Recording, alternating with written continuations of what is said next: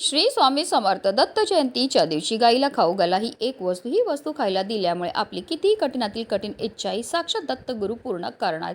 तर ही गोसेवा तुम्ही दिवसभरामध्ये कधीही करू शकतात. याकरता आपल्याला जी वस्तू गाईला खायला द्यायची ती म्हणजे पिवळी केळी, किंवा तुम्ही घरामध्ये जी सगळ्यात पहिली चपाती ती गाईकरता तयार करायची. कणिक मळायचं, मळताना त्यामध्ये थोडीशी हळद घालायची आणि त्यापासून एक छानशी चपाती तयार करून घ्यायची. त्या चपातीवर आपल्याला तूप लावायचं, तसेच एक गुळाचा खडा ठेवायचे. अशी गोड चपाती किंवा पिवळी केळी आपल्याला गाईला खायला द्यायची. तर गाय घरी असेल तर घरच्या घरी तुम्ही ही गोसेवा करू शकतात, किंवा एखाद्या गोठ्यात जाऊन किंवा वाटेत कुठेही तुम्हाला गाय ही भेटणार आहे. गायीजवळ गेल्यावर सर्वप्रथम तिच्या दोन्ही पायावर आपल्याला पाणी अर्पण करून घ्यायचं, तिची आरती करून घ्यायची आणि त्यानंतर आपल्या हातातनं गाईला ही गोड चपाती किंवा पिवळी केळी खायला द्यायची. त्यानंतर तिला थोडं पाणी प्यायला द्यायचे.